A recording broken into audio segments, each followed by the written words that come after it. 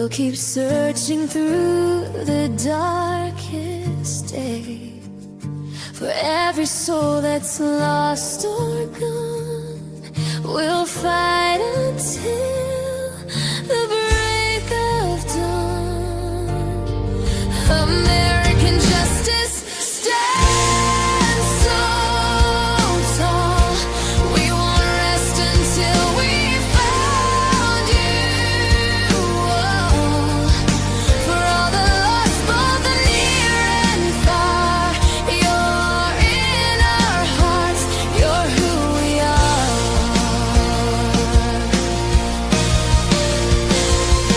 Through the nights and through the pain, we will say your name again. Every step we take is true as we continue to search for you. American justice stands so tall. We won't rest until there is justice for all the lost, both the near and far.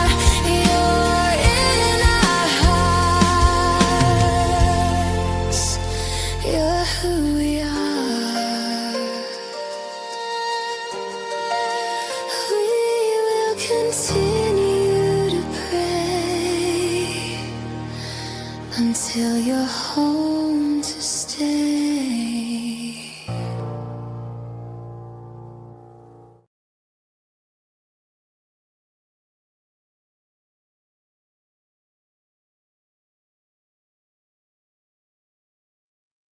Hello, everybody. Hope you guys are all staying warm at this point. I've got, I don't know, like 1.5 feet of snow. So I'm not going to be going anywhere, well, in my car, because I have a little bitty car, anytime soon. My dad is going to come get me Wednesday. So that I can go do like doctors and stuff. Go to the store then. So I didn't know if I was going to do a live tonight, but I went ahead and decided to do one. And I figured we'd just do a question and answer, kind of just talk out theories, talk about things, what you guys think in a couple different cases. So let me say hi to everybody. Hey, little black bear. Thank you. Yes. If you guys want to like and subscribe or share, please go ahead and do so. Welcome, everyone. Don't forget to hit the like button. Thank you, Marie. Hello, little black bear. How are you guys tonight? Is everybody staying warm? Little black bear says, the older lady here I help take care of just loves American justice. Says she's very soft-spoken and soft-hearted and knows her stuff. Well, thank you. Tell her I said thank you. I don't have all the answers. If I did, all these kids would be home. But I'm open to everybody's ideas. I mean, I have my thoughts on them, and I can't wait to hear. Hopefully, you guys will tell me your thoughts tonight and what you think. Marie, oh, that's awesome. Little black bear. I'm sure Melissa would be happy to hear that. I am. That makes me very happy. She's 74 and crippled, hit by a drunk driver on a cell phone years ago. Wow. That's horrible. Something I never understood. So I was adopted when I was little. And when I was 15 or 16, I think I was 15, I came back in contact with my biological mother.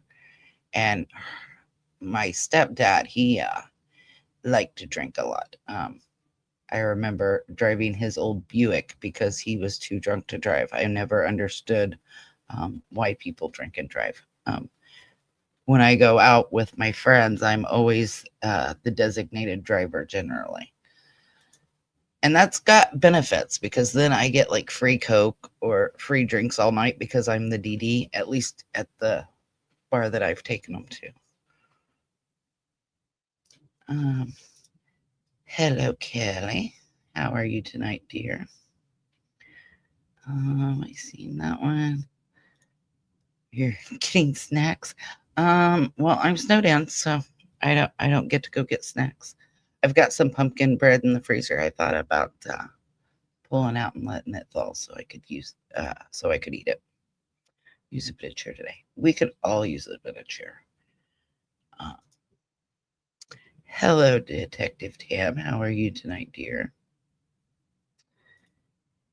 Hello, Lynn. How are you?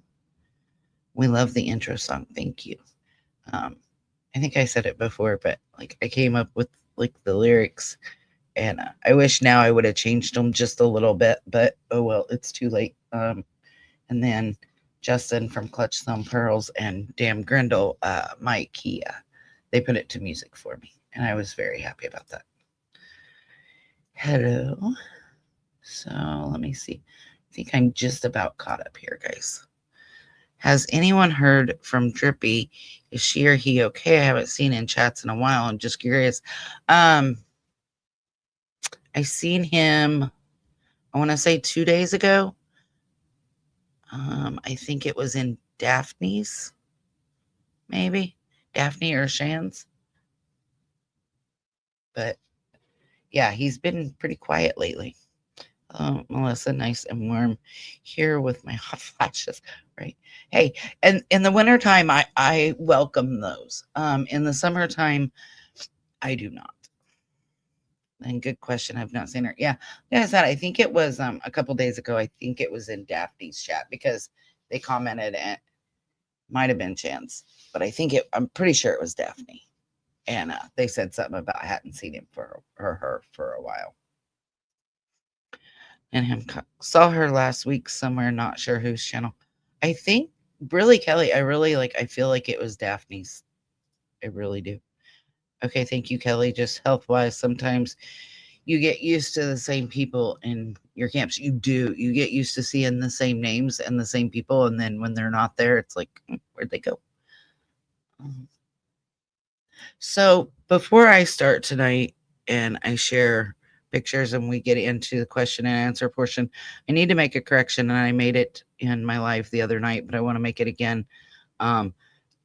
In Devlin's live the other night that I did, I misspoke when I said cystic fibrosis. I was having a dumb moment. I meant cerebral palsy, so that is on me. But I wanted to make sure that I corrected that, as we want to keep the facts out there and keep it factual. Kelly says camps. So like basically just chats, like you got Justin's kind of camp where you've got the usual people in Justin's and you've got the usual people in Daphne and different ones. So that's what they mean. So I want to start off. I'm going to take me off screen and pull this up. Okay, so this is Devlin Tait. He was last seen April 21st, 2025, Lake Odessa, Michigan. He was last seen at 8:21 a.m. on CCTV footage at Carl's Market on 4th Avenue in Lake Odessa, Michigan.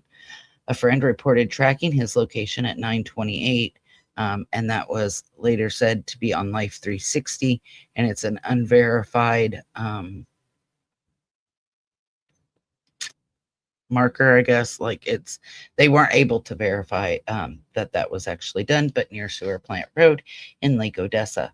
He has not been seen or heard from since. Devlin has autism, cerebral palsy, and his family is extremely concerned for his health, safety, and well-being. He was last known to be wearing a black zip-up hoodie, a white t-shirt, blue jeans, and black cowboy boots. He had his wallet, cell phone, phone charger, a charging block, and a 3-inch navy blue flashlight. If you have any information on Devlin's whereabouts or have seen him, please contact the Iona County Sheriff's Department at 616-527-5737 or the Missing in America tip line at 1-844 MIA lost.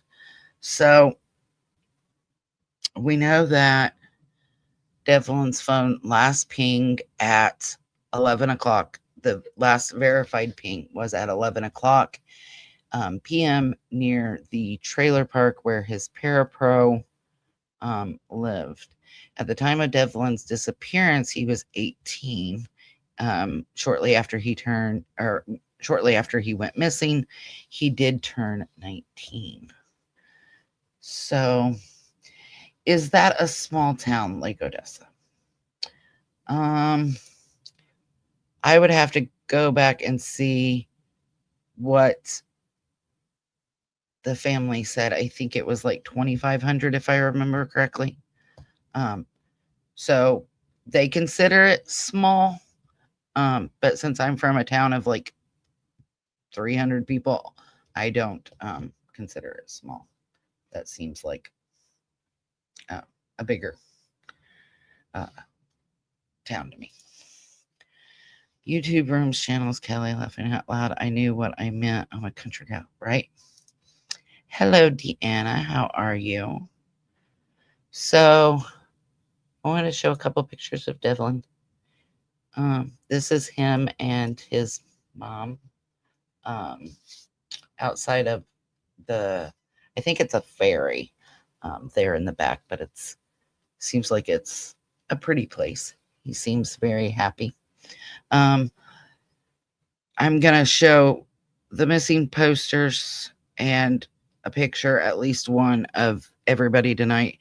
For Devlin, Sebastian, Jack and Lily, Hayden, Manis, all of that information is scrolling across the bottom if anybody has any tips or sightings, I guess, maybe. So this is Hayden. And his case is really weird. So he's been missing since January 11th, 2020 from Indiana. He would now be 9. So with Hayden, he was missing for 5 years before he was reported missing. He lived with, if I remember correctly, he lived with his biological dad, and every time the family tried to contact him, it was always, he's not feeling well, he's here, he's there. There was always an excuse. There was always an excuse why he couldn't come around. And they did do, if I can find it, I'll show it tonight, but I don't know if I can find it. But they did do an interview on TV where they said, they thought it was really weird. And in my opinion only, it reminds me more of Harmony Montgomery, right? Where the parent and step parent did something. And that's kind of how I feel with him a little bit, is that it's really kind of similar to Harmony Montgomery's case. Isn't he just a little cutie? He's so cute. Or is so cute. I don't know. So this is Lily and Jack, of course, who went missing from their home in Lansdowne Station on Garlic Road. Lily is 6. At the time of his disappearance, Jack was 5. He recently to me, I guess, had a birthday, and he is 5. You can call the Pictou County RCMP at 902-485-4333 or the Nova Scotia Crime Stoppers at 800-222-TIPS. I don't want to say my feelings on that, but they need to be found. They deserve to be found. They deserve to be home. Their grandmother, Belinda Gray, deserves to have answers. And there were 3 people on the property that night, and everybody failed them. I feel like the family failed them. I feel like the CPS failed them. The system as a whole failed these 2 beautiful babies, in my opinion. It is a cute pic, isn't it? So I think I heard about this case. Deanna, are you talking about Hayden? How could you go 5 years before reporting him missing? Yeah, that was something that stuck out to me about him missing. Let me see if I can't pull up that family interview. It's not that one.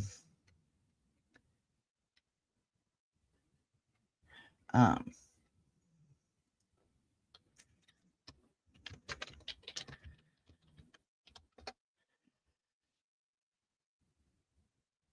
oh, we might just have to play WTHR. Where's my, there we go. Yes, very strange. 5 years. Yeah, that really bugged me. When they said he had been missing for 5 years, before he was reported missing, I was like, what? How do you go 5 years without seeing a child? Okay, they're sick. I could understand a couple of months of excuses of, oh, he's here, he's there, he's sick, whatever. I cannot understand 5 years. That just doesn't sit well with me. But I don't blame the family. Like, they weren't there. Like, I don't think that the family did anything. I do feel like the dad has the answers. I think RCMP needs to drag them back in. I agree. I fully agree. I think that they need to kind of hold them. Like, in the US, you can be held, I think it's 48 hours, but it might be 72 before they either have to let you go or file charges. I don't know how Canada, what their rules on that are, but like, can you not pull them in, stick them in a room, and interrogate the crap out of them? Like, I don't, I get that they don't want to file like charges of abuse or neglect because, whatever reason. But I just feel like they need to pull them in and just really question them. So Root says it's 24 hours. Okay, so 24 hours, interrogate them for 24 hours. I bet you if you put Janie McKenzie in an interrogation room for 24 hours, her attitude towards not saying what happened would change. I don't know about Daniel or Malaya, but I mean, there were 3 people on the property that night. There was Daniel, Malaya, and Janie. So somebody there knows something and they need to talk. Yes, justice for Jack and Lily. Justice for all of them, really. They all deserve to be found and brought home. Hello, Cheryl. How are you tonight? Was Hayden's case the one where his father was on rugs? Yes. When Hayden went and lived with his dad, at first they were going to family for like Christmas and stuff like that. And then all of a sudden that stopped. I know that the police have searched the residence that he was last known to be at with cadaver dogs. But again, you're talking 5 years later. So I don't know what all they found. To my knowledge, nothing. I wouldn't go 5 months without seeing my grandchildren, right? Like, I could understand maybe a month or 2 if they're sick or if you're in the process of moving, but I see no reason, unless that child is no longer alive, that you would go, not let them talk on the phone or something. I mean, they don't necessarily have to physically see them, but at least talk to them. That 5 years has always bugged me. Again, I don't blame the family, but it really bugs me how you go 5 years. Well, I've got a thing pulled up on YouTube. We might try to watch it here in a minute about Hayden. I myself do not have faith at all in the Nova Scotia RCMP. I hate to say that, but that is my opinion. And Detective Ham, I've heard a lot of people say that they don't have faith in the RCMP. And I mean, I have trust issues like in my county with our officers too. I think it's, just something you have. Like Delphi bugged me. I had problems with the state police in Delphi because they looked at sticks that were on the girls and it had blood on it. And they're like, yep, no evidence, no evidentiary value, and just put it off to the side. And then weeks later went back to get it. So I understand having reservations, and I want to believe that they've done everything that they say they've done. And I want to believe that they're closing in on somebody, but I don't know. It's hard for me to believe that. Hello, Cheryl. With a recording of Lilly screaming. Well, I mean, especially for Janie, right? Because Janie said she couldn't handle Lilly screaming. Could you? Yes, I could, because that would mean she's still here. I would gladly deal with her screaming. I would gladly deal with them being hyper because they would still be here and they would be with Belinda. So, I mean, is what it is. Yeah, I think Janie would talk quickly. I don't think it would take very long. What with a record? He's talking about hold them for 24 hours in an interrogation room and have the video of Lilly screaming playing until they talk. Basically torture. And I mean, they do it and more. I don't know. Believe the brother knows something. Also Daniel's brother. Okay, which brother? Little Black Bear are you talking about? Are you talking Justin? Because I agree with you if you're talking Justin. When I talked to Belinda, she said that when she got there, I believe it was Monday. My memory, I've got too many of these cases in my head, so it's hard for me to remember exactly. But I believe she said it was Monday that he was crying uncontrollably when she passed him. And so for me, I almost feel like, and I don't know for sure, but in my opinion, I feel like maybe he was told what happened. Maybe he was told the kids are no longer here. Maybe he doesn't know the whole thing, but I do believe he possibly knows something, in my opinion. So, Jack's birthday 2 years ago. Yes. I have that video somewhere. I thought Ohio was bad, but RCMP is horrible. Yeah. Yeah, when I was talking with Charmaine the other day, we were talking about the court systems and stuff, and it blows my mind the difference in Canadian versus American courts. And I thought that was bad. But then she did the live deny and about the guy in Mexico that was found not guilty by the judge. And then another judge looked at it and said, yeah, he's guilty. And how they're guilty until proven innocent. And it's like, wow. So you just seen Canadian and American laws and just went, we can one up that, like hold my beer. I thought we were bad, but Jesus, that's even worse. Yeah, she was very excited in that video, and Jack didn't want his hands dirty. It was so cute, right? He was like, what do you want me to do with it? Like, it was a very cute video of the kids. She was so super excited. I think she was more excited than Jack, and it was his birthday. 24 Little Black Bear says 24 hours screaming. She battier than chicken whacking head off of a wall. Yeah, I don't think I think maybe 12 hours. If you can hold them for 24, I think she would probably make it about halfway through before she started talking, in my opinion. Yeah, Justin. Yeah. And I mean, I don't know that he knows the whole thing.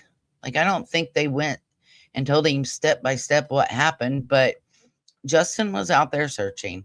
He knew the kids weren't found in the woods. Here we are, 2-3 days later. Because it happened on Friday, so Saturday, Sunday, Monday. So 3, maybe 4, depending on how you count the days later. So I think it probably hit him, and he may have said something, and one of them said, "Yeah, they're not here," or something. I just have a hard time believing he was crying for nothing. And people have said, "Oh, he was crying because he was having issues in his relationship," but that doesn't make sense to me if he's looking for the kids, that he's crying because of his relationship uncontrollably. That doesn't jive. That just doesn't make any sense. I find that comment offensive, so I will be back shortly. Okay. Are you talking about putting them in a room with Lilly screaming? Yeah, what comment was offensive? I don't fill me in here. What my comment was offensive, Marie? I'm sorry, I'll retract it. I mean, it is what it is, because Janie herself said she could not handle Lily's scream. And he even said, "Well, could you?" in the voice clips. So I don't think Wolfie means anything disrespectful by it, but put her in there, make her uncomfortable. You don't want them to be comfortable, because then they're not going to talk. But if you put them in a room and interrogate them and they're not comfortable, chances of them talking are a lot better. Give Janie a cup of tea and a cigarette, she'll probably talk. Well, she did a lot of talking in that interview, where they bribed her with dog treats and cigarettes. So maybe. So then let me move on here. We'll come back if you guys want to Lily and Jack, but I want to show the rest of this real quick. So we all know Sebastian, who went missing from Hendersonville, Tennessee. He was last known, video footage of him was at the Texas Roadhouse, right before they got home. Supposedly there is a video of Sebastian taking out the trash. However, I remember Seth said he could not tell for sure that it was Sebastian on that video. And we all know Seth is the only one out there truly looking and truly hurt and acting like a parent. Seth loves Sebastian through and through, and would lay down his life for Sebastian, in my opinion. He's such a cute little boy. So we know that Dog the Bounty Hunter came into this case. I don't know if he is still on this case or not. But we do know that at one point he did. If you have any information, please contact the Sumner County Sheriff's Office at 615-451-3838 or the TBI at 1-800-TBI-FIND. You can also submit a tip at tbi.tennessee.gov or online at tips.fbi.gov. This is a case, Sebastian's case really got to me when I was on Sunny's channel and we covered it. And we were like 6 months in, and I told her I wanted to do that document, and then now I do it for just about every case that I'm watching. Now, of course, that is the last picture that was taken. I think this was at BJ's or Costco on that shopping trip. So we are coming up on 2 years of Sebastian being missing. They are doing a gathering of voices for Sebastian Wayne Drake Rogers, who has been missing for 2 years. The main event is February 26, 2026, at the Sumner County Sheriff's Office. On February 26, 2024, Sebastian went missing. 2 years later, our voices will join together in remembrance, in love, and in hope. We invite the community to gather in solidarity to honor Sebastian and to continue shining light on his story. Please wear or bring something green, Sebastian's favorite color, as a tribute. We will be gathering February 23rd through February 26, 2026. For updates and support, you can go to Facebook groups, find Justice for Sebastian. Together, our voices are stronger. Together, we remember. And my heart goes out to Seth, because we all know Seth is, in my opinion, the only one looking and the only one who truly cares. Seth was at work when Sebastian went missing, and there are a lot of hate groups that have went after Seth, which is uncalled for completely, because Seth didn't have anything to do with it. He's a father looking for his son. He's acting how a parent should act. Something that bugged me with Sebastian is Chris and Katie did not call the jail. They didn't call Seth at work. They just tried to call his cell phone and sent a text message, 911. And when Seth called Chris Proudfoot back, he said, "Well, don't be mad." And then he had the audacity to say, "Well, what will you do if things go south?" When he got to the house. So it wasn't, "Hey, have you heard from Sebastian? Hey, do you know where Sebastian is? Is he with you? He's missing. We can't find him. By any chance, is he with you?" He didn't ask any of that.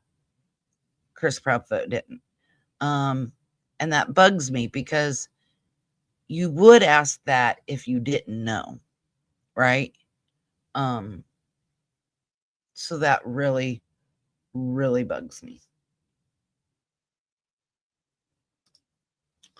A room full of kids' photos and maps of the area. Janie would be nervous, right?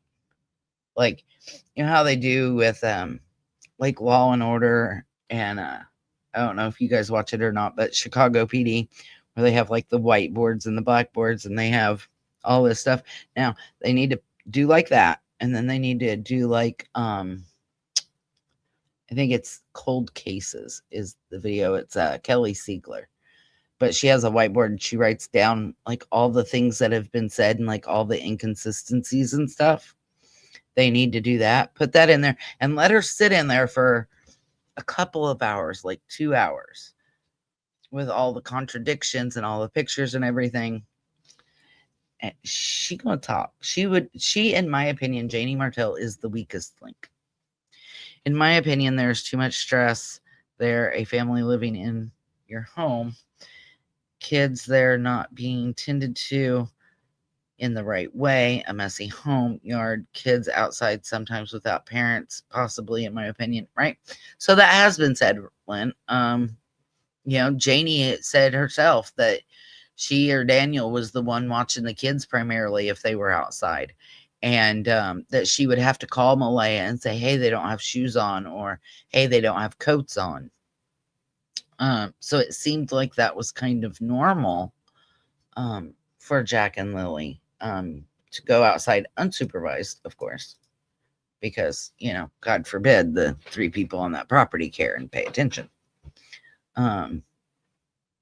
So yeah, I mean, and Malaya said, oh, she cleaned the house like 3 times that day, and then she was going to clean again, but, the night before they went missing.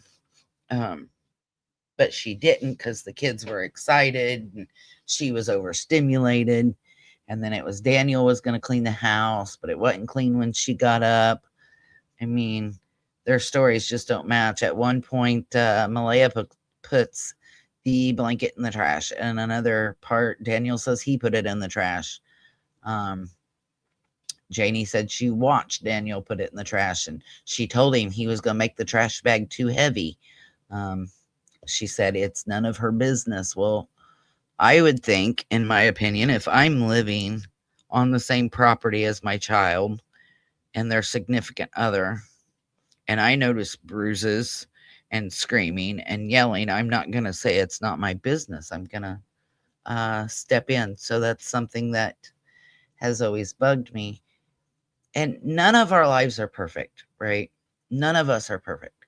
And in the worst time of your life, and they put your entire life under a microscope, none of us are probably going to come out looking squeaky clean.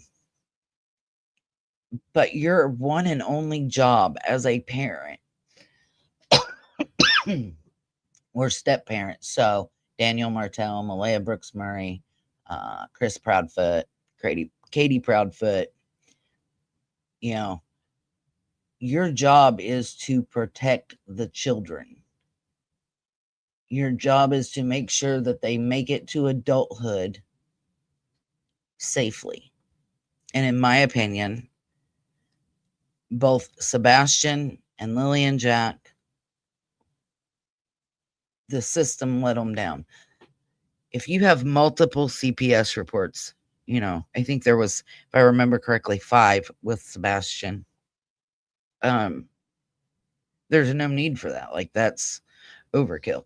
If you've got the school calling CPS for Lilly and Jack, they don't have coats, and the school had to provide coats and all this other stuff with the black eyes and the bruises.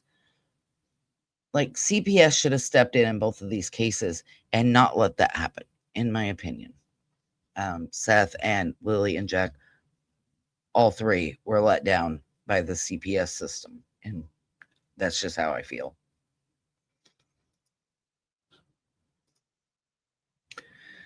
So Little Black Bear said, Seth loved his wife too. Seth loved his wife too, was upset that this other man came and stole her. Seth did love Katie. I have no doubt of that. But Katie didn't, in my opinion, Katie did not co-parent well for whatever reason. But Seth loves Sebastian, right? He's his life. He lives for Sebastian. We're almost 2 years in, and he's still looking, and he's still talking and wanting Sebastian back. He's acting like a true parent acts when you have a missing child that you don't know where they're at.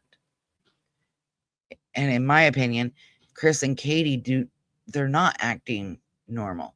Again, most of you guys know my background of having a missing child, of having a child that's been unalived.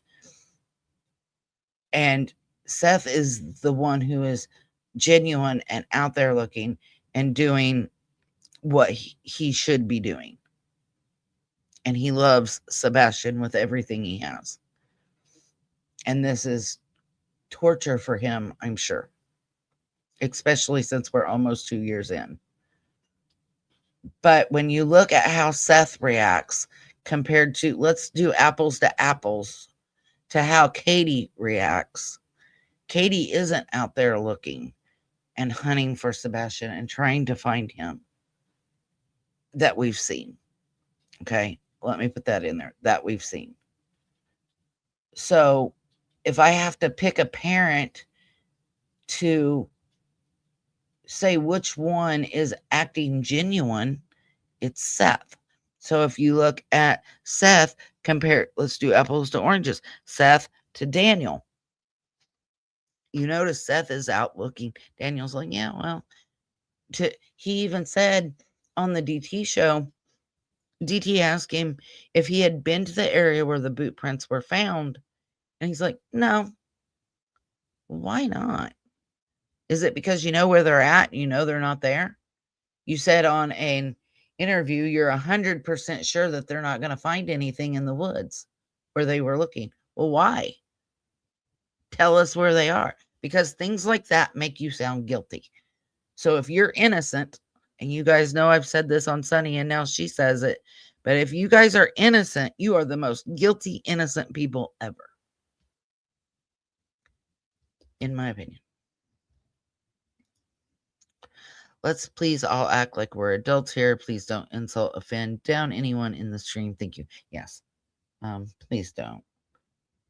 And I've said it before, don't attack family unless you have the receipts to back it up.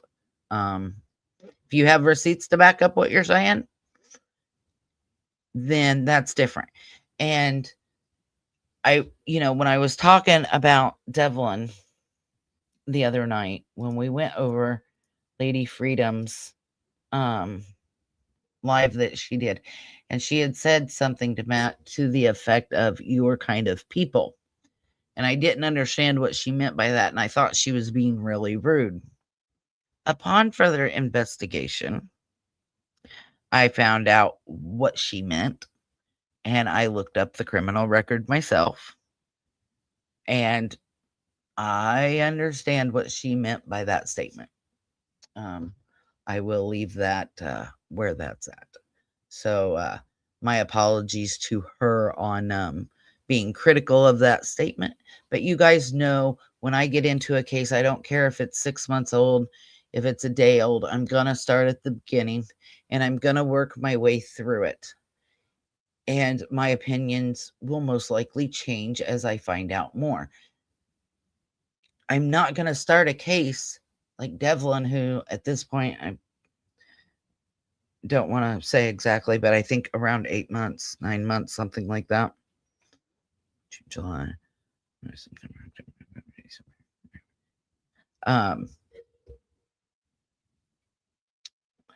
I lost my train of thought. But I'm not going to start, if I enter 6 months in, I'm not going to start at the 6-month mark. I'm going to go back. I want to know about childhood and how they were raised and what was done, what created that, because your past creates who you are. Plain and simple. So those things are important because you get to know the person through that. And I'm not, like I said, I'm not going to start 6 months in, 8 months in, 10 months in, and start from that point. I'm going to go back and I'm going to do the research and figure it out. So I'm still digging into Devlin. I'm still talking to family. I'm still watching videos. It's a slow process with this case right now because of how I felt and everything that happened in the last couple of weeks with losing 2 family members and everything that my family is going through. So it's a slow process, but we will get there. And I think the next live on Devlin, we're probably going to go, because we covered him as a kid and how he went into the Tait's custody. We will probably cover right before he disappeared and the dispatch audio, the next live I do on Devlin. Obviously, the kids were able to get out the door numerous times. Exactly. And for Daniel and Malaya to say, well, the kids never went outside alone. Well, that's BS because we know that they did. Janie has told us that they did. That Janie had to call you and tell you that your kids were outside alone. Your kids were outside without shoes. And that is something that clicked the other day, with Sebastian. All of his shoes were there, right? Seth told us that he accounted for and said that all the shoes were there. And Katie and Chris both said all the shoes were there. But Sebastian wouldn't go outside because he had stepped on a hill of fire ants when he was a child, so he wouldn't go outside barefoot. Well, Jack and Lily would be outside without shoes on. If you do something to somebody and you unalive them, in my opinion, one of the most common things that would be missed if you're planning is putting shoes on that body or on that person or whatever. Just my own theory on that. Can't back it up, but that's something I think. I agree. I definitely wouldn't keep my mouth shut, right? Right? Talk. First one to talk gets the best deal. Hell, give Janie queen for a day, where As long as what she tells you can be backed up and bring charges, then you won't charge her. It's almost like immunity. But if she's caught lying, then she gets the charges. I bet she'd talk real quick. I really, really do. I think she knows a lot more than she's saying, in my opinion. I mean, I can't prove it, but I really do feel she knows a lot more than she's saying. In my opinion, a little bitty old half a pound blanket ain't going to make the trash heavy. True. Let's say the blanket is a pound total. It's not necessarily going to make the trash heavy. Now, if it were soiled with water or dirt or had been muddy, something like that, then yeah, it would probably make it a little heavier. But if it's none of her business, like she says, then why does it matter to her? Like him putting the blanket in the trash, or Malaya, whoever put it in there. That doesn't make sense to me. In my opinion, Jack and Lily are nowhere near their home. I disagree with you on that. I believe they are within 5 to 8 miles of that home. And I believe they're probably northeast of it.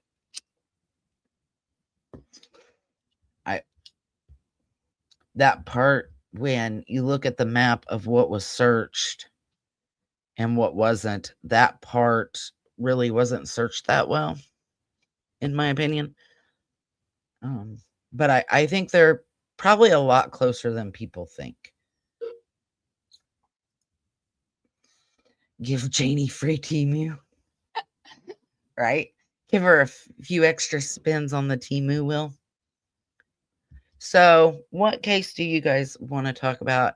If not, I will play this thing on Hayden Manis if you guys want.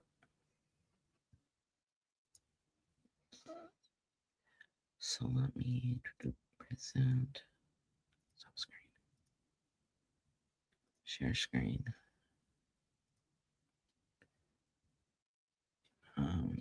Cancel that. Hold on.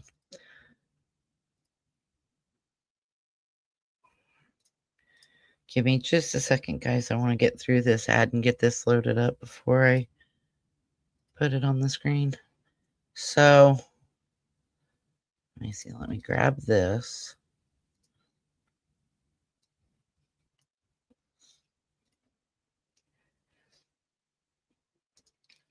Put it in here.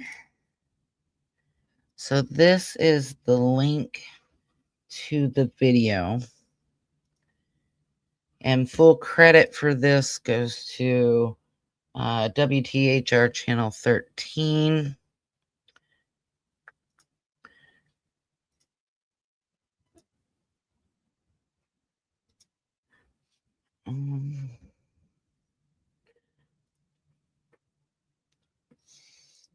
Let me remove, maybe. Let me remove that. I'm going to leave the link up there because I guess I don't have to say that I'm using this under fair use as much if I just give them full credit. And I'm not sure how to put it up there like all the way across like Justin does. Not sure how to do that. So I will have to find out how to do that. So this is just going to have to work for now. I'm just here watching on the TV. No chat. Hey, Shar. Your live tonight was really interesting. I never knew that Mexico was a guilty till innocent thing. That blows my mind. It definitely was interesting. I didn't realize that even if you were found not guilty, that another judge could look at it and say they disagree and change it. That's, I don't know, that blows my mind. I thought Canadian and US were different, but didn't realize how much different Mexico was from us. So this is I'm not going to play all of it. I just want to get to where the family speaks about Hayden. So I'm going to mute me and play a couple minutes of this. Again, full credit goes to WTHR Channel 13, and this is on Hayden Manis.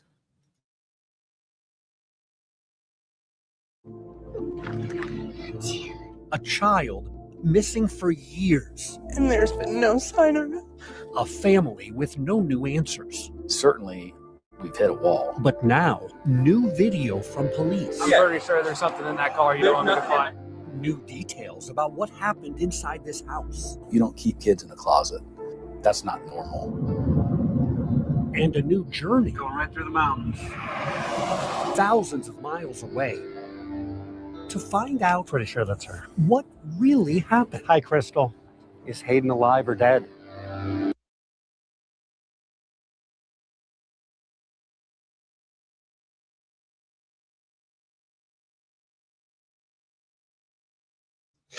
I forgot to unmute myself. So that was just the beginning of it. We're going to skip ahead to where the family talks. Again, this is WTHI Channel 13. The link is in the chat, but because I know some people like to see the words or have trouble hearing, I took that down, but I will show it again. So again, this is the link to the full video. It's about 45 minutes long, but we're not going to play the whole thing. Phone videos and pictures. These are what Hayden's family now clings to after realizing this little boy is nowhere to be found. I miss him dearly. Hayden's grandfather and 3 of his aunts met with 13 Investigates to share their grief, Oh, God. to ask the public for help, Just give us some answers. and to try to make sense of how a 4.5-year-old just disappeared. When's the last time you saw Hayden? Christmas Eve, 2019, at our family gathering. He was getting presents. He was excited. That was the last time. When Hayden left his great-grandmother's house that Christmas Eve in 2019, he was with his father, Dustin, who has a criminal history involving drugs and alcohol. In fact, Hayden's father and mother both lost custody of their 1-year-old son after they tested positive for cocaine. Police also found Hayden and his father in a motel room littered with heroin. I forgot to mute myself, so sorry if that had an echo to it. Something I noticed with this case, with Hayden, with Jack and Lilly, I didn't see it with Devlin. I didn't see it with Sebastian, but there was involvement with using illicit substances that you're not supposed to, which unfortunately is really concerning. Cheryl says no echo. Okay, good. I'm stupid. I forgot to mute myself. Like, oh, oops. To me, the next steps would be high pressure interrogation interviews. Hello, Susie Q. Are you talking with Janie and Daniel and Malaya? Is that who you're talking about? So I want to play a little bit more of this from WTHR with 13 and listen to the family talk. That's when Hayden went to live with his grandfather, Gary. He's a good kid. I never had any trouble out of him the whole time I had him. But a 1.5 years later, after Hayden's father served his sentence and completed treatment and counseling, a judge ordered Hayden be returned to his father. I begged them not to give him back. It wasn't my choice. They wouldn't even let me speak in court. At that point, Hayden was about to turn 3. His father took him to visit his aunts and uncles and cousins. How sad is it that the dad served his sentence and basically instantly got Hayden back, and you don't let the family talk in court? Another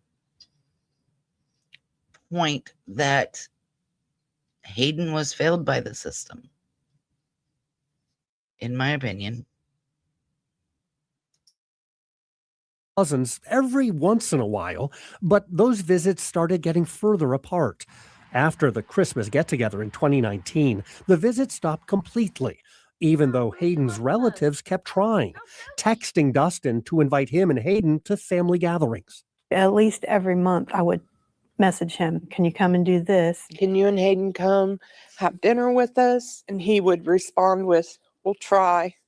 Everything's fine. We're okay. Hayden's fine.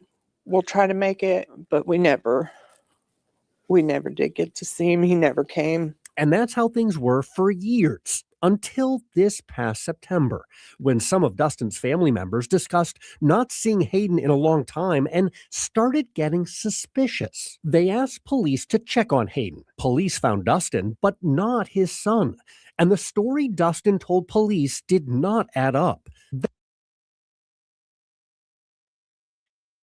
So in my opinion, I would not have gone that long without a phone call or something. And like I said earlier, he kept having excuses or he wouldn't show up. And I mean, look at him. He's cute as a bug. He's just adorable with his little chubby cheeks. Jack and Lily. Okay. Yeah, definitely. Yeah, one at a time. Put them in there one at a time. Yes, huge red flags. Yeah. I agree. I mean, I don't know that I would, like I said, I could have understood maybe, a couple of months, but 5 years, like even a year and a half. I mean, it's just, I wouldn't have gone that long. Okay, so let me put their link back up here real quick again. Let me put it back down here in chat. So hopefully WTHR does not strike me for this. So again, full credit to them. That was months ago, and today, Hayden is still missing. Where's Hayden? Nobody can come up with Hayden. The last person that was responsible for him couldn't provide any information about where he was. And that's when we realized, I think,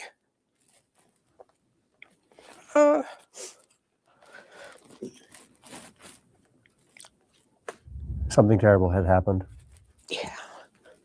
Where's Hayden Manis? That's the question that we ask ourselves every day. Eric Hoffman is the prosecutor in Delaware County, where sheriff's investigators have been trying to locate Hayden for almost a year. They started by interviewing Dustin, who claimed DCS showed up one day several years ago and took Hayden away to go live with his mother. Did Hayden go back into the custody of the Department of Child Services? No.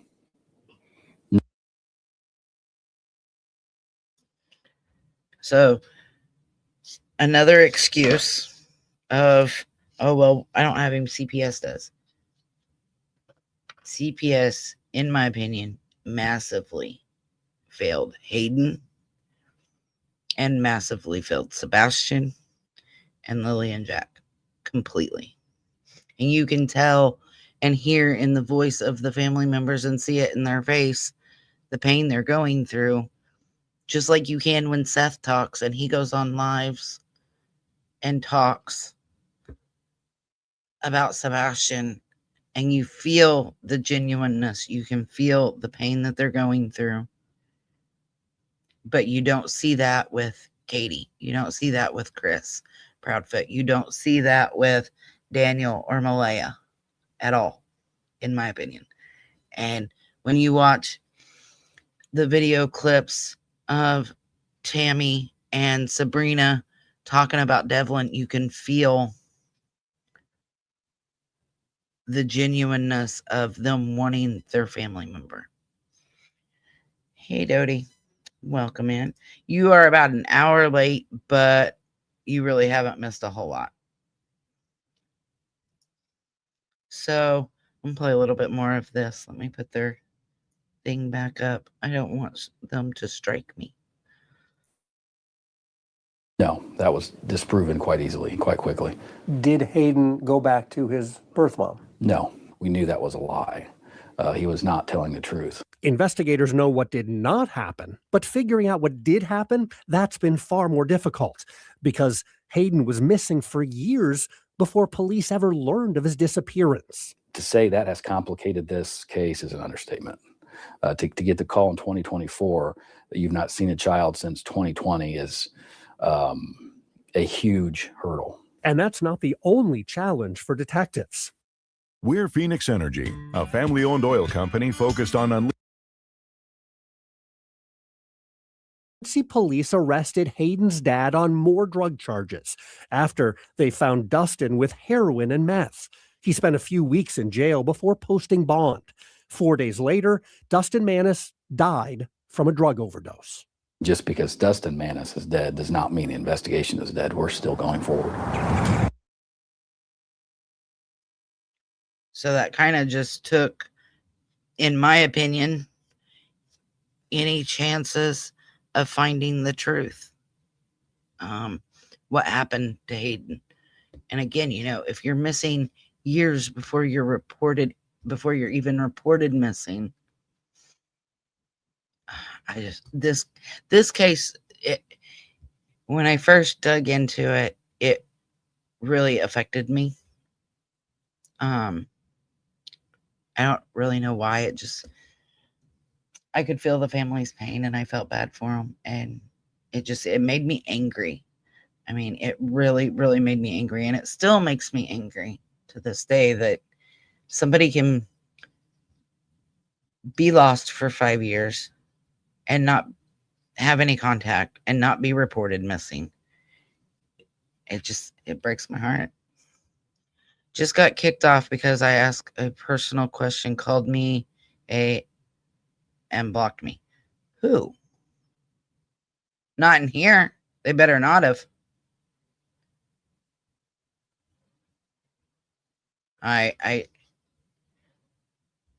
Oh, okay. I see. You want to go ahead and say the full name because I don't know those letters. This poor little guy, what the fuck is wrong with the parents, right? Right, Kelly? What is wrong with Dad? It breaks my heart. It really does. I do not know who that is, Dodie. Can you type the full name for me? So you said you got kicked off because I asked a personal question.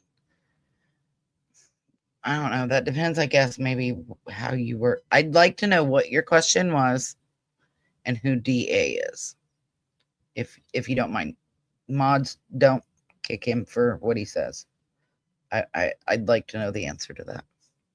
He is adorable with his little chunky cheeks and his big smile. You just want to go love on him because he's so cute. Just joined his channel. Again, I don't know who that is.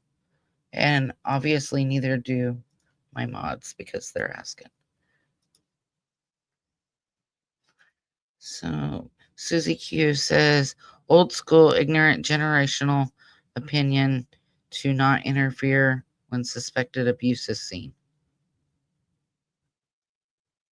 Are you talking like CPS? Like, I know, back in the day, yeah, it was normal to, go cut your own switch and be hit with anything that was available. But there's a difference between punishment and abuse, in my opinion. There's a huge difference. And sometimes the line in between the two is very thin. You can smack a child on their butt, but if you hit them on the back or the legs, that's abuse.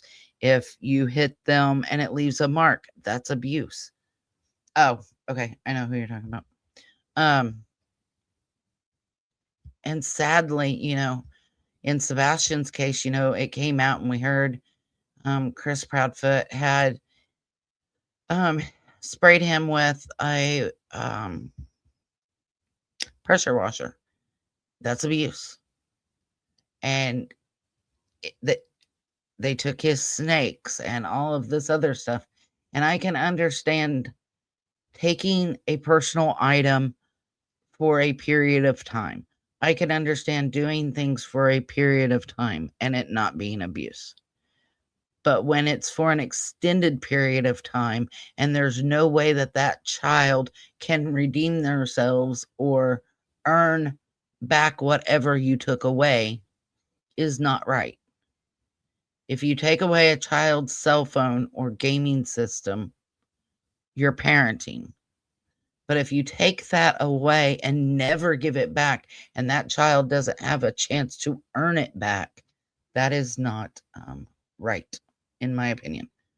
No, Dina, he meant this person right here, AB.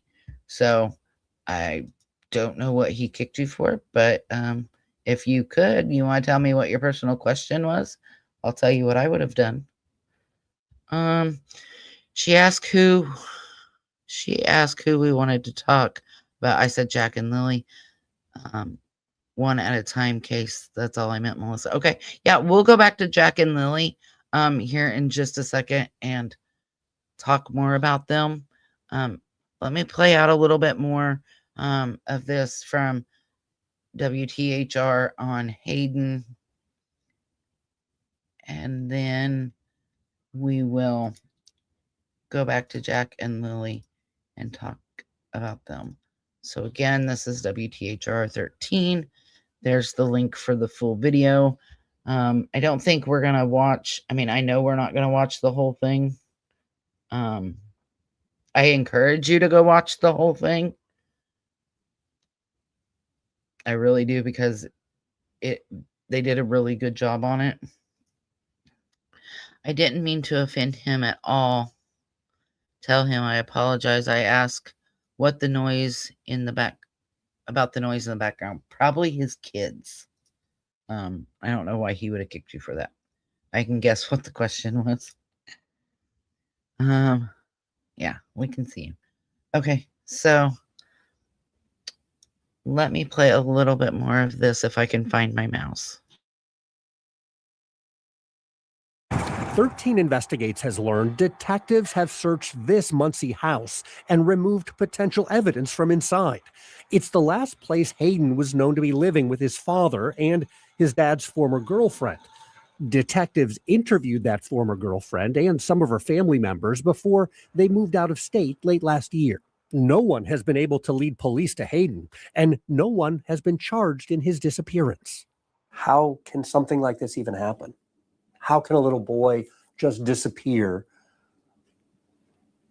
and no one knows where he is or what happened to him? How is something like this possible? There's very few ways that it's possible. An adult can disappear. Kids aren't like that. Kids don't have passports. Kids can't travel. Kids Hayden's age just don't go somewhere. A child can only go missing in very few ways, none of which are voluntary. You suspect something terrible has happened? Yes. Do you think Hayden's alive? No, I don't. I don't think he's with us anymore. No, I don't believe he's alive. I do not know. Not after talking to the police, I don't. The family says since the investigation began, they've heard stories that Hayden was badly abused and neglected inside this house before he went missing. I just hope it isn't true, what he went through. Things you've heard are incredibly disturbing. Disgusting. Horrifying. Detectives and the prosecutor are not releasing specific details of the investigation. What we've heard has been shared with police is pretty horrible details and information. I would agree. It's haunting. It's definitely haunting, some of the facts in this case.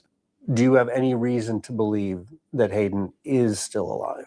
Based on the evidence that I've seen and the interviews that have been conducted, I do not have a reason to believe that. There are very few days I come to this office and I don't think of Hayden Mannis. So this case is on my mind and it's on the investigator's mind on a daily basis. We're not going to stop until we get to an answer. We need to know the truth. What is the truth? Well, 13 Investigates has discovered new details. So I'm just going to stop Hayden right there. We're not going to watch any more of this, but I want you guys to go watch the full thing, where the family talks. And again, I think CPS,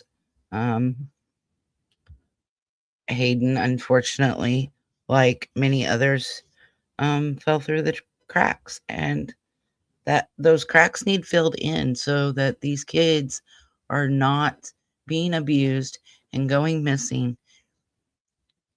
You know, with Jack and Lily, you've got Belinda and you've got Chelsea, and you've got them out there actively keeping this case alive. And you've got, you know, different YouTubers, Charmaine and, you know, Justin and Daphne and all of them going over these cases. And in some of these cases, sadly, if it weren't for YouTube, their names would not still be out there.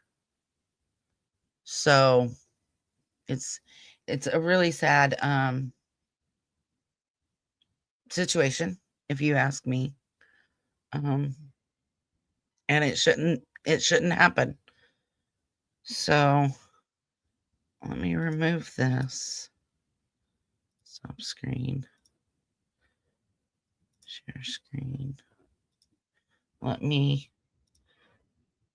put back up Lily and Jack. So let's see. Let me catch up in comments real quick. So Kelly, yes, we can see you, Dodie. You're free to talk. All I ask is if you guys talk, just put in my opinion or allegedly or something behind it. I'm behind a little bit and my comments don't make sense. It's towards Jack and Lily. Okay.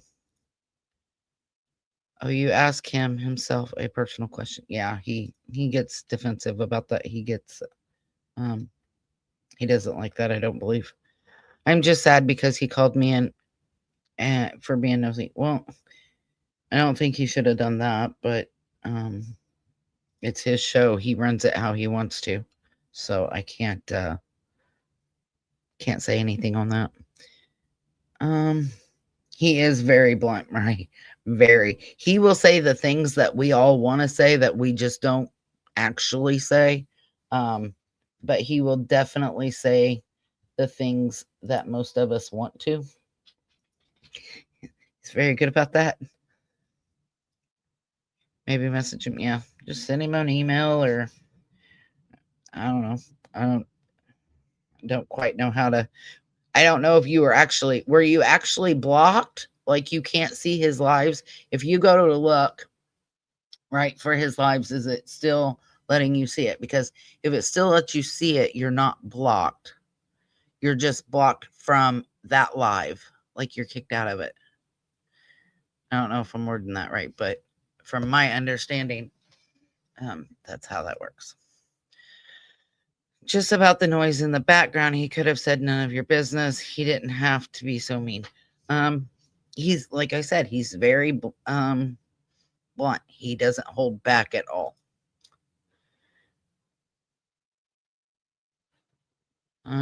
Where is A Balance? He seems to have dissipated from Jack. I didn't realize he was ever in here, so I don't know. He's another creator. He's not in this chat. Yeah. He's probably live right now, honestly. You're fine. Just let it go and welcome in. Yeah. Welcome in. Let's talk about Jack and Lily because that's what you guys requested. How old was this little fella? So I believe Hayden was 4.5 when he went missing. He was almost 5. And he's been missing for 5 years, so he would be 10 now if he's still alive. And he is. He's just a little handsome kid. Just a little cute. I mean, his little cheeks, he's just so chubby and cute. In my opinion, he's just a little doll baby. I would like to apologize to him for being nosy, but I can't type his channel anymore. So are you saying you can't see his channel or you can't type in the chat? There's a difference. If you want, let me know. Don't lose sleep yet. Don't lose sleep over anything. I was really enjoying his channel. Yeah, he's a good channel, but he is very, very blunt. I never heard of this sweet boy. Yes, his name is Hayden Manis, and he is from Muncie, Indiana. There is his missing person flyer, Cheryl, if you want to look into it. And I will post the link one more time for WTHR. They did an awesome video on it. It was about 45 minutes long over Hayden. And they go more into the case and stuff like that. But I don't want to play the whole thing tonight. But I do encourage anybody to go watch that, as it was very well put together. And the journalist there, I met him when I went to Delphi for the trial of Richard Allen, and he's very thorough. I know that for a fact from meeting him. He's a nice guy. I live in a small island. If Vancouver Island, I would probably 100% get together on weekends, free time, to camp and search. Nova Scotia is small compared to other provinces. Yes, that's what I've heard, that they're kind of a smaller. If I could go to Nova Scotia and search, I would. If I could go to Tennessee and search for Sebastian, I would. If I knew where to search for Devlin, I would. And Hayden, I mean, he could be anywhere. But yeah, I mean, if I could make it to searches and stuff, I definitely would. I know I talk to a lot of families. I talk to pretty much, except for Jack and, well, I do with Jack and Lily because I talk to Belinda, but I talk with the families when I do cases, when I look into them. I don't think there's one that I haven't, but I lost my train of thought there. It happens a lot. Susie Q, I thought you said you were from Quebec. She's from Canada. It says I'm timed out by the owner or a mod. Okay, so you're not blocked. You are probably just timed out for that live. So for 24 hours is the longest that a mod can block, I think. So maybe just tomorrow or something, go in there and say, hey, I'm sorry, I didn't mean to offend you yesterday, and leave it be. Same here. There you go, Dodie. You are not blocked, just timed out. Exactly. Just saying, there's a lot of campers, van lifers. Anyone is free to search us all. Yeah. And we need more people that are willing to go boots on the ground and search for these kids. They've been failed by enough people. In my opinion. I really feel CPS has failed a lot of these kids. Hayden for sure. Definitely Jack and Lily. Definitely Sebastian. You know, there was a case from Michigan that I think, no, Oakland, maybe. Anyway, you can find it in my lives. Where 3 kids were put in a house, and basically mom would come by and drop off food every once in a great while. And it was only found out that these kids were alone, and the pictures of the home were horrendous. Absolutely horrendous. And like the neighbors didn't even know kids lived there. And the little boy got out. He said he just wanted to touch grass. And that's how it was found out that they were there, and what led to them being rescued. And it was so sad. It broke my heart. More people need to search for these kids. Like I said, they've been definitely fell through the cracks, and definitely almost abandoned by the system. The system could have saved, in my opinion, a lot of this And with you, American Justice, I want to go to Nova Scotia so bad. Yeah, I would if I could. But to do that, I have to go to Florida and get my birth certificate. And I'm not driving 18 hours one way to go get my birth certificate. I had tried at one point to call and get it, but because I was adopted in Indiana, I have an Indiana birth certificate, but I was born in Florida. And when I talked to the Indiana people, they're like, well, your birth certificate is in Florida. I'm like, but I was adopted in Indiana and I was given a new birth certificate. So I'm not sure how that works. And my phone is blowing up because I forgot to mute it. Oh, you live in a van? I don't live in a van. I live in a house. I will try tomorrow. Yeah. Just be nice about it, Dodie. Just be like, hey, sorry, didn't mean to offend you. I seen that. It was horrible. There are so many missing little ones. Welcome in, Mariska. There are, and it's sad. No child should go missing. No child should be missing for years before they're reported missing. No child should have to go through abuse. I'm sorry if CPS is called into your life more than twice. You shouldn't be having the kids in your care, in my opinion. That's just how I feel. And I say twice because, give them a chance to fix the issue. If they get called back, okay, you don't have the right to kids anymore. Make them jump through some hoops. Third time, I think CPS is in your life. Maybe they should just take your kids permanently. I don't know. There's got to be something, some way to avoid this and stop letting these babies fall through the cracks. And it's not just babies. Sebastian was 15. Come on. So what do you guys think happened to little Jack and Lily? What are your guys' thoughts? So they could have ran away into the woods. They could have Daniel could have done something. Malaya could have done something. They both could have done something. Janie could have done something. They could have been trafficked. There's all kinds of scenarios. So what scenario do you guys want to talk about? So this is a question and answer. Anything goes. Ask whatever questions you guys want. And if I don't have an answer, I'll tell you I don't know. And it doesn't necessarily have to be just Jack and Lily, just Q&A. They should have red flags that would warrant immediate removal. Exactly. Multiple black eyes. Multiple people saying that a boy's being abused. I don't know. It bugs me. It really, really bugs me. I think we need an overhaul. Both Canada and America. I think we need an overhaul in the CPS system.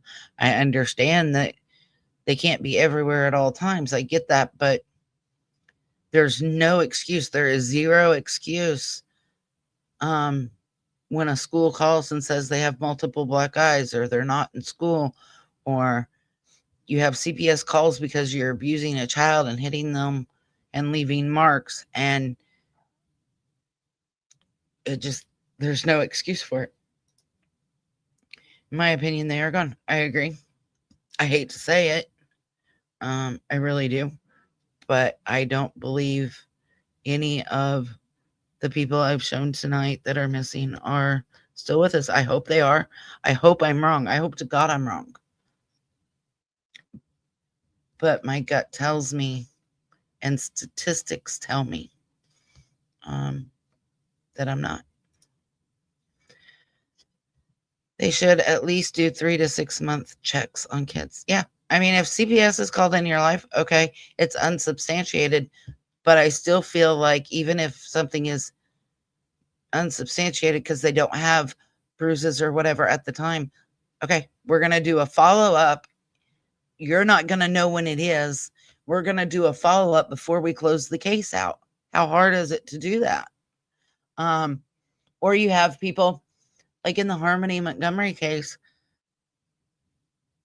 that baby had a black eye, and that baby was in the back seat of the car, and the CPS officer spoke with Mr. Montgomery, and he's like, well, we're leaving. We can't talk to you right now. If he would have demanded before they left that he see Harmony Montgomery, I feel like Harmony would still be here, in my opinion. These people harming their children when so many people want a child so bad and can't have children, right? Like, I don't understand it. Like, if you don't want your child, good Lord, bring them to my doorstep. Bring them, you can take your child at any point in their life. I get we have safe haven boxes for babies in the United States. And that is, for those of you that don't know or are in Canada, I don't know if you guys have something similar, but a parent, I believe it's up to 6 months, but I might be wrong because I don't know a whole lot about it. But you go to and you open this door, you put your baby inside, you close the door, it rings an alarm to like the fire department to come get the child, you surrender your child. No questions asked, nothing. We have places called safe places here in the United States, hospitals, doctor's offices, CPS, even some stores. You can take your child in there, no matter their age, say, I can't do it. I can't do it anymore. I don't want the child, whatever. No questions asked. CPS will come take the child. Like, you could take your child into a CPS building and say, I can't do it anymore. No questions asked. They will take the child and you're not in trouble. Instead, too many people want to harm children instead of doing the one thing as an adult you're supposed to do, and as a parent, and that is protect the children. Hi, Melissa in chat. I didn't realize you were live. That's okay, Jesse. You didn't miss a whole lot. You can always go back and replay it. Welcome in. In my opinion, it happened on Thursday night. I agree. I think most likely Daniel might have overheard a call about Malaya leaving. I think that that might be what set everything off. I definitely think, it was a Thursday night thing. I don't think this was a planned, whatever happened. I don't think it was planned, but yeah, I agree. Thursday night into the early morning hours of Friday. All I meant by aggressive interrogations as next steps. Just a hope for solving this. No, I don't know any family. Just being optimistic of solving this all, right? And the chances of any of us solving any of these cases, whether it be Devlin or Jack and Lily or Hayden or Sebastian, is very slim. But the least I can do is keep their names out there and keep people talking. And, two heads are better than one. That's why we have a group of us and we have a chat and we talk and we just run ideas by each other and talk about these cases. Because of that, the more people you've got looking at it, the more people you've got going over it, the more people you have seeing it, even if it's just seeing their faces, the chances of it being solved, in my opinion, go up.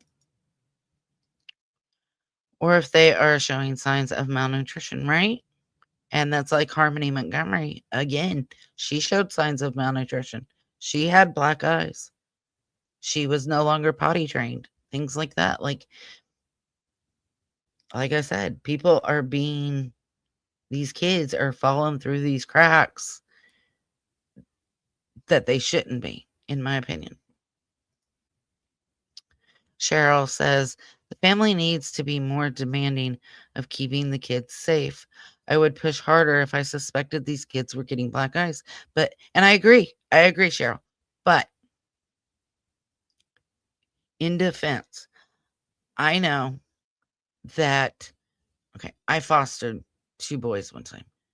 And I told CPS, I was like, look, mom is showing up for her visits clearly under the influence. Dad is saying he's going to visit and doesn't. And I pushed for them to make the parents jump through hoops.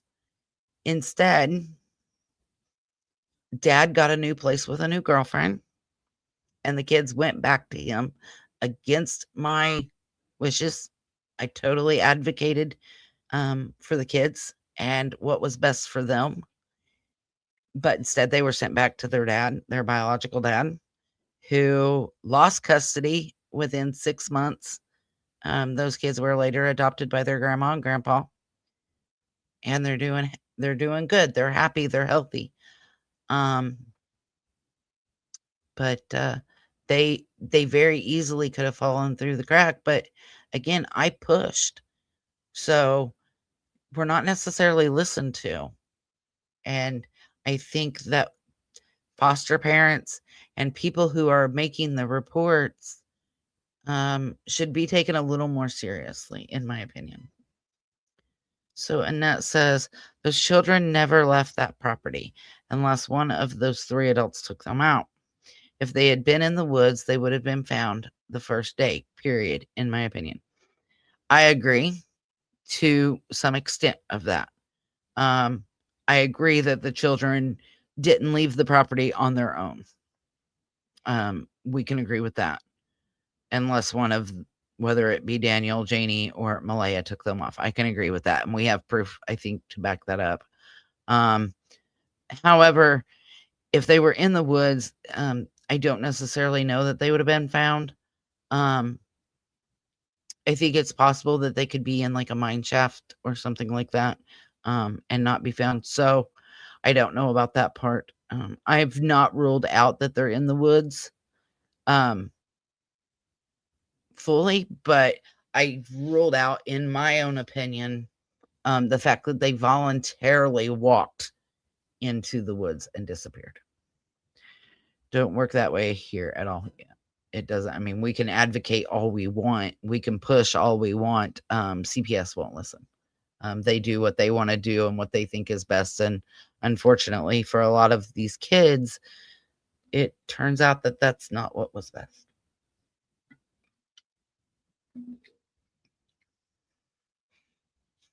I had 2 of my grandchildren removed from my daughter for neglect. Good. Good. I turned in my daughter-in-law, actually. I wasn't gonna have her neglecting the baby. And I mean, even the hospital, the children's hospital where he was at, they called. I mean, there were several of us that called. And that's what you should do as an adult, because you're doing it for the best interest of the child. It doesn't matter whether it's family and what they want. It's what's in the best interest of that child. Everyone have a good night. I have to jump. Dogs and the wood stove time. Hugs to all. Stay frosty, all but warm as well. Good night, Kelly. Stay warm. Hello, Badets. Welcome in. It's still technically your birthday, I think. So happy birthday. Gone but not forgotten. Yes. With all of them.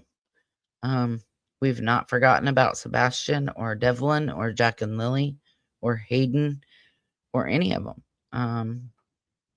And we won't. Not until they're home and they're found, no matter what that outcome is. I don't think any of these kids left their homes on their own. Not Jack and Lily or Summer or Sebastian, in my opinion. I agree. I don't know a whole lot, Annette, about Summer Wells' case. I really didn't follow it, but what I do know about it, I have to agree. None of these guys, none of these 4 left on their own. I agree with that. The more you call, the more visits CPS will check more often. True, but if they deem it unsubstantiated, there's not enough there to go on. Eventually, them taking you seriously goes down, at least in my area. I don't know about yours. I've been on the end of being caller in New Brunswick, and it's really bad, sad situation. I've been on the end of. I don't understand, but that's what you're trying to say. I've been on the end of being caller in New Brunswick. I don't. Are you talking about CPS? Can you clarify, because I'm not understanding what you mean there? Yes, Kelly, please stay warm. I loved having a wood stove. I've got a gas fireplace now in case my furnace goes out, but I loved having a wood stove. I mean, if they were walking through the woods.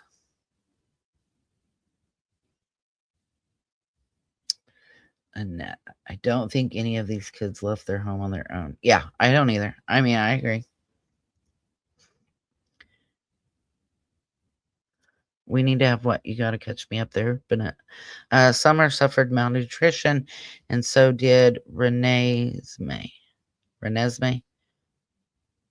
I haven't heard that name, so you might have to fill me in. Get people you know to call. Just don't leave a name. Yeah. And I know I was told years ago when I was on the ambulance that they actually, if you don't leave your name, that they actually take the call less seriously because you shouldn't be afraid to leave your name. It's like people don't leave their names because it comes out in court documents, or you tell them and then they're not allowed to see the kids. And then they don't know what's going on. I understand calling anonymous. I fully think when you call CPS, it should be anonymous, period, unless you are a teacher or a doctor or a mandated reporter. I am a mandated reporter. I mean, I have to leave my name, but I think if just a general person calls, that it should be anonymous. And maybe I'm wrong, but that's how I feel about it. I would do that too, Daddy. They need adults to step in. Exactly. And that's like Jack and Lily. Okay, Cheryl seen them on the phone, or Cindy seen them on the phone, supposedly, and didn't notice anything out of place. You mean to tell me you talked to these kids a lot and you never thought anything of all these black eyes that they had? All of them missed school. You are a mandated reporter as a nurse. Why didn't you do it? And if you did, then why did you not continue to do it every time you've seen it? I'm not blaming her, but I'd like to know. These kids definitely, Jack and Lily definitely fell through the cracks. Just hound CPS. They have to check every call. They do, but once you lose, they are very hard to get back. Too bad they didn't jump in as quick. I think that goes by the state. When I had the two littles, they were 8 and 2, and mom and dad got 2 visits a week for an hour, supervised. So of course I had to supervise, and if they showed up under the influence, they weren't allowed to see the kids. If they showed up with anybody else other than them without prior authorization, they weren't allowed to see the kids. If they got verbally abusive or any type of what I would consider abuse, they weren't allowed to see the kids, and the visit had to stop immediately. And I took extensive notes during these visits, and I would call the kid's caseworker and I'd be like, hey, T ain't doing what she's supposed to be doing. T's over here. Hi, I'm not letting her see the kids. I called and I was like, hey, so and so, the kids came back and this is what they said. They have marks, yada yada, because at one point they got to have overnight visits. But they were still sent back. So I think it really depends on where you're at. Some people are made to take rug classes or parenting classes or anger management. And just because they do it doesn't mean they learn anything from it. And I think I understand reunification, and I understand that that is the goal, but it's not always the best thing or in the best interest of the child, in my opinion. Yes, CPS and the cops. I was awarded a ward of the court for many years. I was too. And that just means, guys, basically you're in foster care. You're a ward of the state. Summer's case is a copy of all the rest. Neglect, no proper nutrition, children's aid involvement. Father has a history of SA. The parents are involved in drugs and alcohol. Wow. Yeah, I heard about the SA part, which really angered me because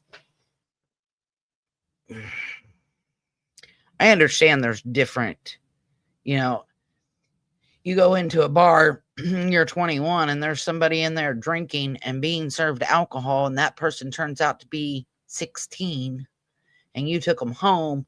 I understand that is technically a crime, but do you ID people? I mean, but when it comes to people who actually intentionally hurt children, they knew they were a child, say a baby, and you intentionally did something, you are the worst of the worst. And I mean, I think we ought to have the death penalty for people who intentionally inflict or do SA to a child. Anybody under 16. I that's my personal feelings on it. So maybe it's because I'm known to them. Maybe.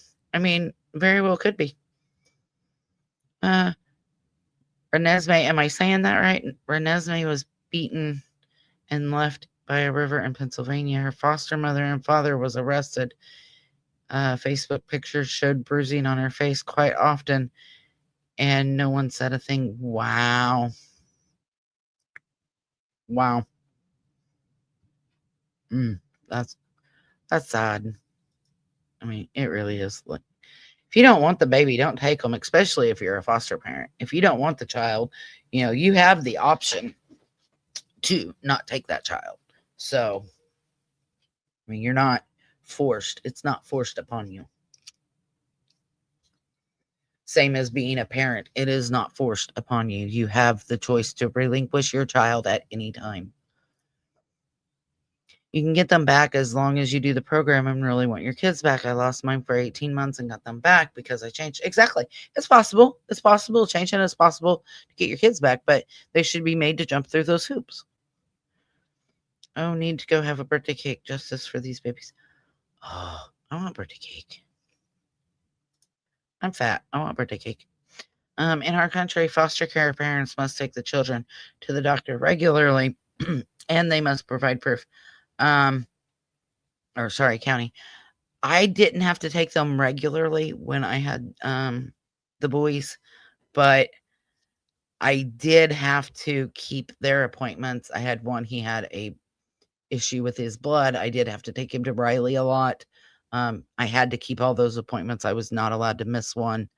So, I mean, and they came and checked in on the kids and stuff like that all the time. But we didn't have to do it like on a regular scheduled basis.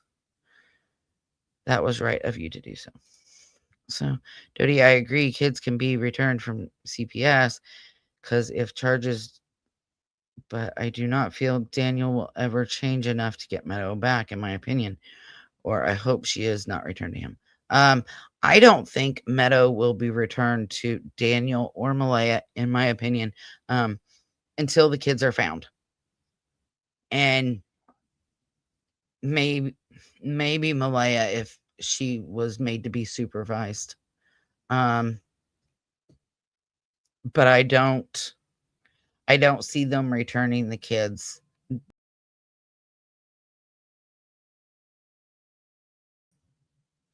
until the kids are found, in my opinion.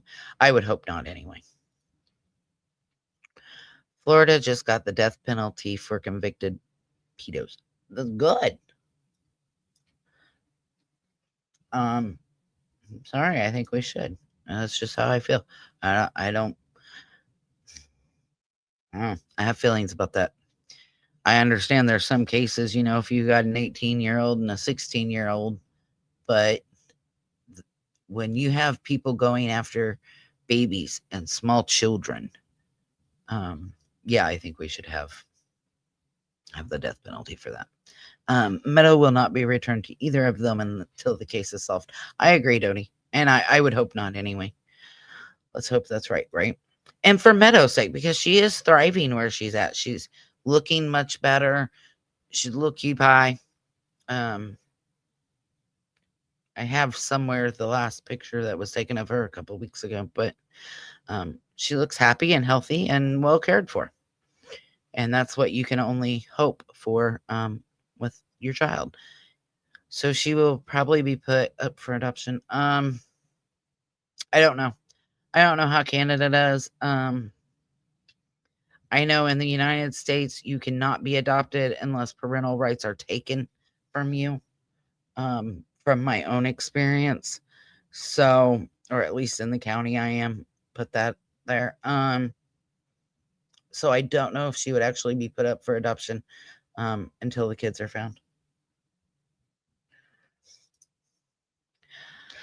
Hope not to the Martell or Mackenzie's families, right?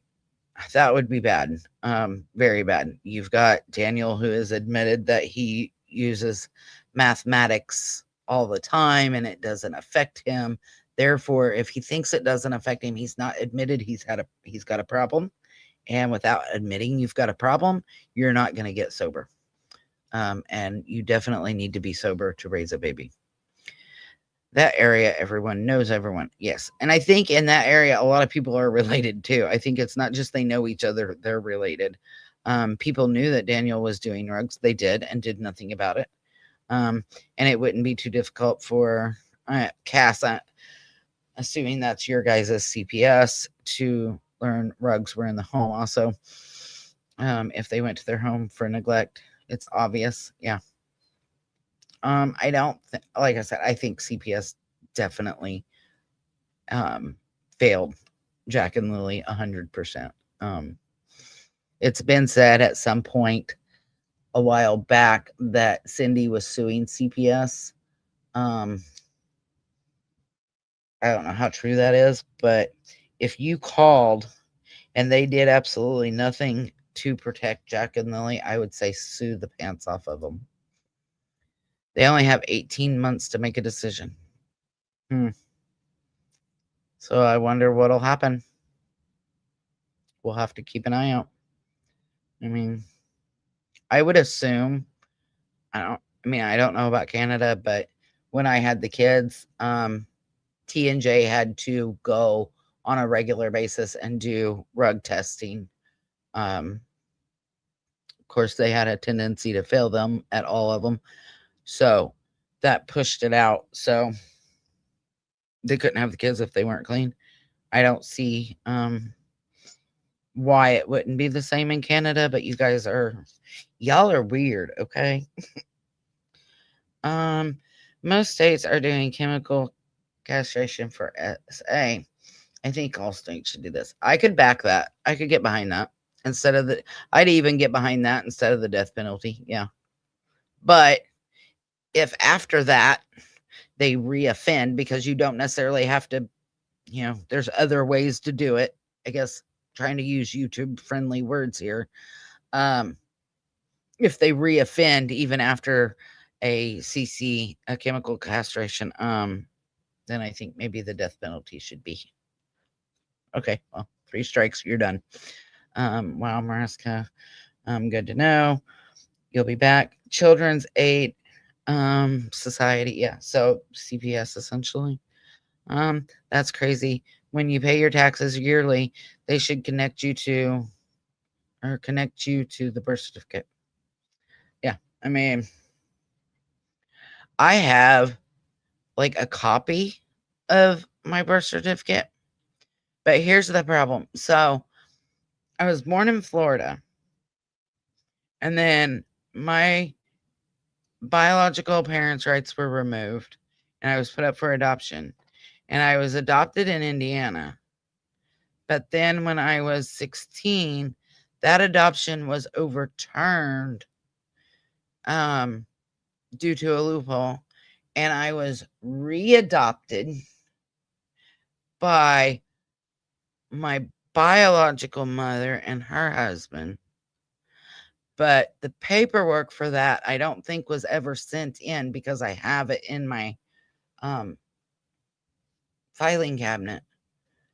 So it's like, it's a big mess. Like, it's just a total mess that I just don't have the patience to deal with, because I'm not going to sit on a phone for 3 hours and wait for somebody to figure it out. It just annoys me.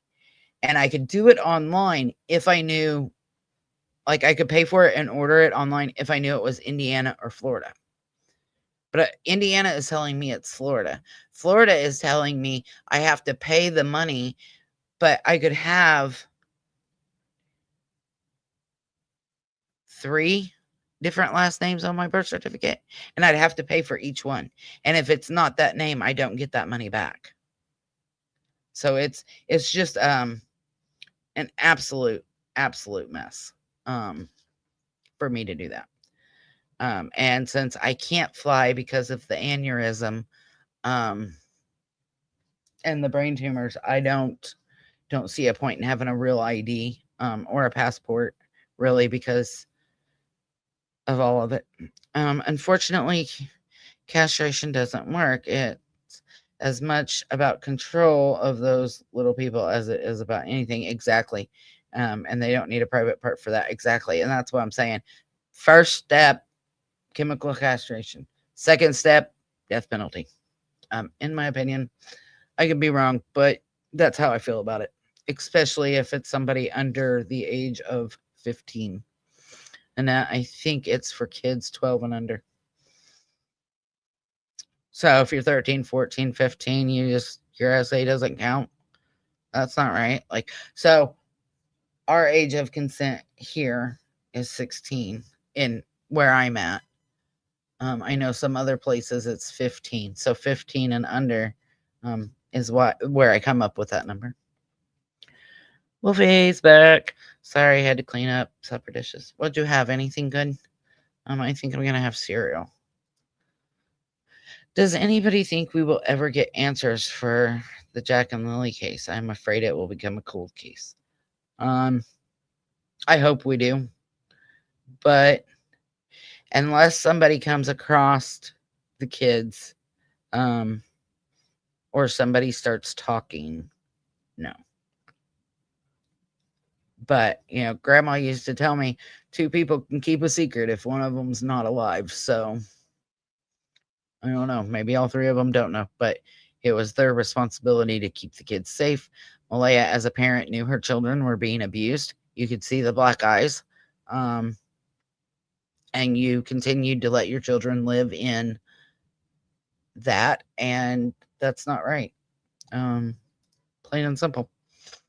I tried to start a petition for chemical castration to the punishment for SA. You guys can see those other 2 words, but only got like 20 signatures. People think that it's cruel. No, what is cruel is letting those crimes happen to children. That is what's cruel. What's cruel is not reporting when you know something, or saying something when you see something, in my opinion. Mariska, I think we will. It's about not giving up on hope. Belinda Gray mentioned in a chat yesterday that her first court hearing is next month. Yes. If it weren't for Belinda and Chelsea and all the creators on YouTube that cover not just Jack and Lilly, but cover all these cases, a lot of them I think would go cold, especially Jack and Lilly, if it weren't for YouTube. That's just kind of how I feel.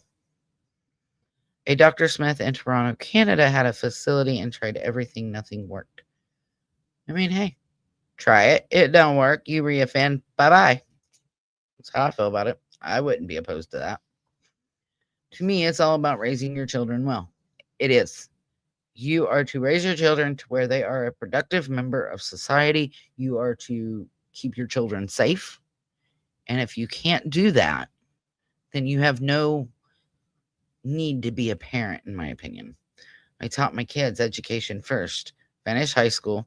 Getting pregnant is a boy's responsibility as much as it is a woman's. Exactly, it is. I told my kids when they were in school, I would tell them, your only job right now is to complete school. That is your job, because they wanted to get like part-time jobs. And I told them, no, your job is school. That is your job. And they did graduate. Wolfie, I'm getting discouraged. I do not want to blank and not know what happened. It's heart-wrenching, and I do not know how Belinda can endure this great pain. It is a lot of pain. When Nick was missing, I couldn't think straight. I couldn't tell you what day of the week it was. I was out searching. I was out pleading. It was horrible. And I only had to do it for a week before we found him. So I can't imagine having to go through that for months on end, or in Sebastian's case, how Seth has done it for 2 years. My heart breaks for him. It really, really does. Yes, I was 16 and baby daddy left me, right? Mariska, she is a tough, strong woman. I hope she gets the answer she seeks. I do too. I really do. So we've been on here for 2 hours. So I'm going to get off here and go find something to eat because I'm hungry. And I need to take some more medicine. So, you guys have a good night. And again, go look into and watch WTHR's thing on Hayden Manis. They did a really good job on it.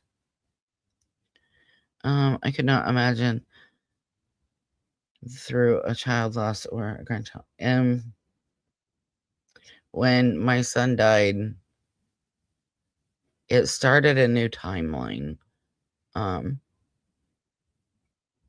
There was before, and then there's after. And I'll even catch myself, people will say something, and I'm like, okay, he died here, and it was so many years before that, and then I have to add them together. Yeah, it's rough. If you take a child tax credit times 18 years, there's a university education, right? Belinda will get answers. So good night, guys. God bless you all. Sweet dreams. Exactly. Good night. Prayers for the truth to be revealed. I do not know how you endure either. So painful. It is. So with that, guys, good night. Stay warm, and see you next stream.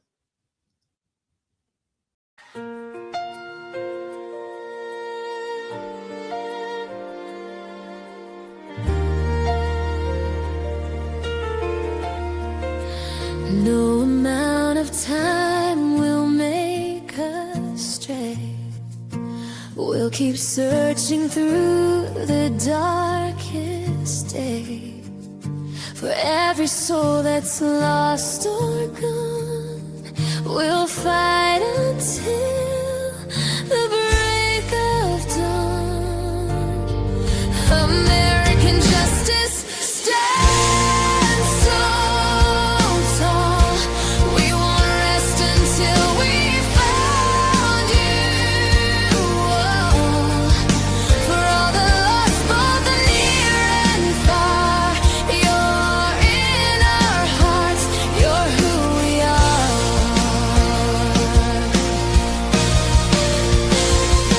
Through the nights and through the pain, we will say your name again. Every step we take is true as we continue to search for you. American justice stands so tall. We won't rest until there is